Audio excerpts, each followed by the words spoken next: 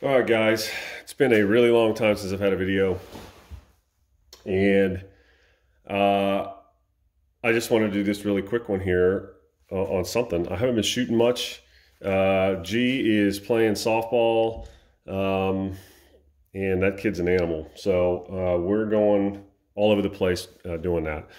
And I'm the coach, so I'm busy, and I haven't had time to get on here and do videos. But I actually have never had more content to share and so little time. So stay tuned because I got a bunch of stuff coming once this softball season is over. And we're looking at well, we got a tournament this weekend and then we're off for like 3 weeks. Okay, so I ought to have something coming here in the next couple weeks. But anyways, not a shooting video, saw video. You remember my video where I took a cherry tree out of my yard? I took my old school Homelite EZ out, and that thing sucked in the wood. Did not like the wood. So it turned out to be a compression issue, so I rebuilt the saw. Okay, and during the course of tearing everything apart to rebuild the saw, I said, why not just restore the saw? So that's what I've done. And I want to review that. So you can see I've got the saw out here. I've got it all the body work basically done. Okay, now this is a metal body saw. This is aluminum bodied saw. So, which is kind of difficult to get paint to stick to it. All right, so I'll just go through the whole process really quick. The first swag at this thing, I had everything soda blasted, but which was really good for things like, you know, the cylinder, but not so good for stuff that I actually wanted paint to grip to. Okay, so then actually I bought this guy, right? This was like 20 bucks at Harbor Freight. Little sandblaster, got some crushed glass media, and everything was already clean. So I just real quick hosed it down and I got some, basically got some texture on the thing. From there, now I've done body work before. I've done car restorations, all that kind of stuff. I'm kind of into this sort of thing. At least I was before my wife, I should say, at least I was when my wife would allow me to be into it. Anyways, once I've got a nice surface texture on the saw, I went over with epoxy primer and I just allowed this to flash, okay? So not completely cure. Just flashed it and then hit it with color. Okay, and for this I use Duplicolor for everything. This is the original, the best match out there, and this is from forums and everything. That's the other part. This video, I'm going to post this on the forums that I've been kind of posting on about this saw. But this is the medium Maui blue. Okay, is the color for the old school Homelite little blue saws and stuff. Of course, we've got some black and some white. So this thing, like I said, it's completely disassembled and it is just painted at this point. So I actually did a pretty decent job of getting all of the, edge details and all that stuff in there, which was really difficult to kind of mask all this off to get like the 2- and 3-tone, paint jobs in here. It was a pain, okay? It was a pain, especially on a saw that's all beat up and you don't have like straight edges.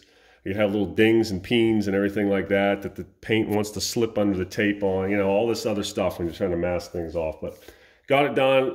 I'm happy with the way that turned out. I still have a little bit of painting to do. This is blasted. You can see how nice that is. This is blasted and needs to be painted orange, right? Because I want to keep this thing all original. But yeah, I even got original, well, I shouldn't say original. I got reprints of some of the adhesive-backed, graphics. You can see the EZ logo here.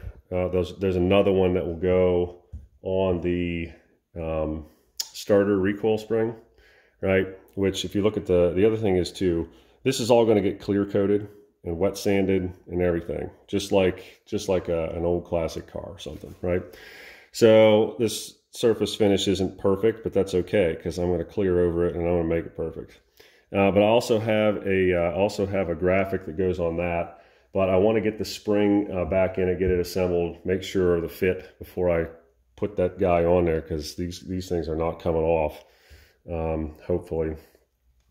Here's a really cool one. I mean, these Homelites are cool, right? Just because you can't get them anymore. They're really old, but the remakes of even the starting instructions, right, for these graphics, you can still find it, right? So, you know, I've got all this guy, you know, kind of redone here. Anyways, once I get the adhesive back, graphics on here, and there's a couple different flavors of the stickers, right, that you can run on this thing. I chose adhesive back because I'm going to clear it, right? Now, if I were to spill gas or oil, these will lift eventually, but I'm going to clear over it, just like you would with any graphic on an automobile or anything like that. So that's sort of where I'm at with this guy. And I'm in the assembly process now. For you guys that are watching this channel because of reloading, I actually took all the hardware. There's all kinds of little, you know, linkages and all this other stuff, springs and things that go on these old saws. I actually ran it through my brass tumbler with the steel pins, and I'm telling you, they came out beautiful. They came out beautiful. Actually, I've never tumbled brass ever, right? But I just recently started doing it, and I've learned that it's actually pretty awesome to have that. It's just so much cleaner working with that. Same thing with this though. Cleaned this stuff up really nice. Got a couple airbox caps here. This one is the original one, which I've painted it black. You can see that texture is nice and dull. Again, clear coat over that will make that perfect. Here's one I bought. This is also an original, but not the original one on the saw. You can see how it's got the two-tone lettering. The raised features on this is all white. And I'll be doing the same thing to this. And then I'll pick a winner, right, for the saw. But the other thing with my saw, the bar is toast. This is the original 16-inch bar on this guy. You know, it's got like a chrome, you know, I don't know, layer on it.